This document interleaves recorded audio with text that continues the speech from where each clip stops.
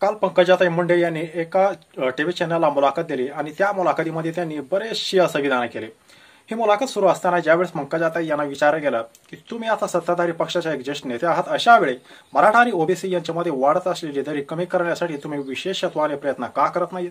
किंवा लोकसभा निवडणुकीमध्ये तुम्ही जी काही वक्तव्य केली, खास करून आंदोलन आणि मोर्चे आणि उपोषणातून कुठं आरक्षण मिळत असतं का? या तुमच्या स्टेटमेंटमुळेच तुमचा पराभव झाला असं तुम्हाला वाटत नाहीये का? असा प्रश्न ज्या वेळेस पंकजाताई यांना विचारला गेला त्यावेळेस त्यांनी जरांगे पाटील यांचं नाव तर घेतलं नाही, मात्र त्यांनी सांगितलं सध्याचे जे आंदोलनकर्ते आहेत, जे स्वतःला आंदोलनकर्ते असं समजतात, अशांचं आंदोलन हे खरंच मराठा आरक्षणासाठी आहे का? हे आंदोलन मराठा आरक्षणासाठी नसून भारतीय जनता पक्षाचं सरकार उखडून फेकण्यासाठी किंवा आमचे आमदार पाडण्यासाठी आहे असं वाटत नाहीये का? 2014ला ज्यावेळेस आमचं सरकार आलं त्यावेळेस सगळ्यात आधी आम्हीच मराठ्यांना आरक्षण दिलं। मात्र सध्या असे अनेक व्हिडिओ तुम्हाला सापडतील की मराठ्यांना आरक्षणाची काय गरज असं म्हणणारे अनेक जण आहेत, ते गप्प बसलेत, मात्र त्यांच्याविषयी त्यांना कोणी टार्गेट करत नाही। मग देवेंद्र फडणवीस यांना जरांगे पाटील टार्गेट का करताय?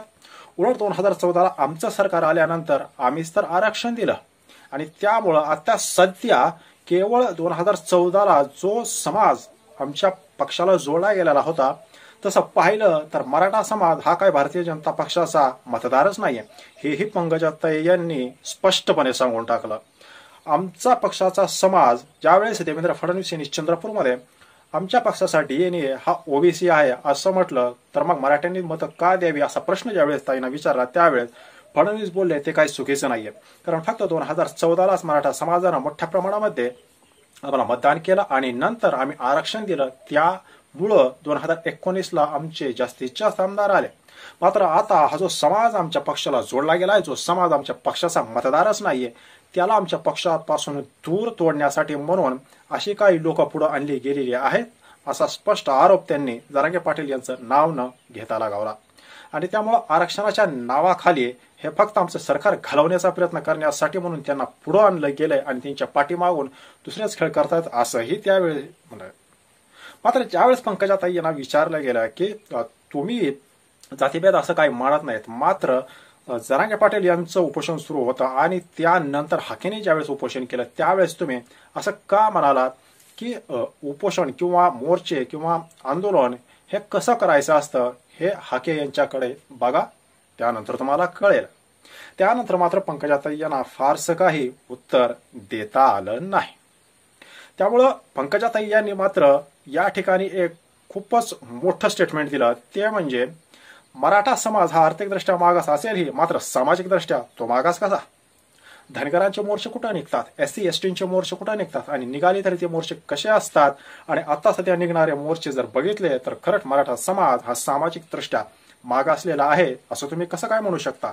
आणि त्यामुळं सामाजिकदृष्ट्या मागास नसलेला मराठा समाजाला जी मागणी मान्यच होणार नाहीये, तीच मागणी लावून धरून फक्त आणि फक्त राजकारण सुरू असल्याचा आरोप त्यांनी जरांगे पाटील यांचं नाव न घेता केला। आणि त्यामुळे या सगळ्यांना प्रत्युत्तर देत असताना जरांगे पाटील यांनी फक्त एक 2 मिनिटांमध्ये हा विषय सगळा संपवून टाकला। जरांगे पाटील यांनी सांगितलं की 2014ला सत्तेत आल्यानंतर जर भारतीय जनता पक्षानं मराठ्यांना आरक्षण दिलं असं त्यांचं जर मत असेल तर ते आरक्षण गेलं का? 2014 पासून ते 2024 या 10 वर्षामध्ये केंद्रामध्ये त्यांचं तर सरकार आहे, म्हणजे एकीकडे मराठ्यांना आरक्षण द्यायचं, पण या ठिकाणी पंकजाताई हेच म्हणतायत की मराठा समाज हा काय भाजपचा मूळ मतदारच नाहीये, म्हणून फक्त मतं मिळवण्यासाठी या ठिकाणी मराठा समाजाला आरक्षण द्यायचं आणि दिलेलं आरक्षण हे कोर्टाकडून हिसकावून घेण्यासाठी आपलीच माणसं कोर्टाकडे पाठवायची, हीच भाजपची धंदे आहेत असं स्पष्टपणे जरांगे पाटील यांनी सांगितलं। म्हणजेच काय, शर्टाच्या पुढच्या खिशामध्ये 100 रुपये टाकायचे आणि त्याने तोड फिरवला की पॅन्टीच्या मागच्या खिशातून ते काढून घ्यायचे, म्हणजे आपले पैसे कोणी कधी कसे काढून घेतलं हे लक्षात येत नाही। जर केंद्रातलं सरकार एखादा पक्ष दुसऱ्या पक्षाला देतो, 40 आमदार फोडले जातात, एखाद्या पक्षाचे चिन्ह दुसऱ्या पक्षाला दिलं जातं, याचा अर्थ केंद्रातलं सरकार त्यांच्या मनामध्ये जे येईल ते करू शकतं, जे अशक्य आहे ते सुद्धा ते शक्य करून दाखवतात। तर मग फडणवीस यांनी दिलेलं आरक्षण केंद्रातल्या सरकारनं का टिकवलं नाही? जरांगे पाटील यांचं एवढंच एक वाक्य मात्र याला आता कसलंही उत्तर मात्र समोरून येणार नाहीये। आणि ही गोष्ट तितकीच खरी आहे केवळ मत मिळवण्यासाठी जर आरक्षण दिलं जात असेल आणि आरक्षण दिल्यानंतर जे कोर्टात जाणारे लोक आहेत, आता आपण बघितलं गुणरत्न सदावर्ते यांच्याकडे जर फडणवीस यांनी फक्त डोळे वटारून जर बघितले असते तर खरंच गुणरत्न सदावर्ते यांच्यामध्ये एवढी धमक होती का की ते या आरक्षणाचा विरोध करण्यासाठी कोर्टाची पायरी चढले असते?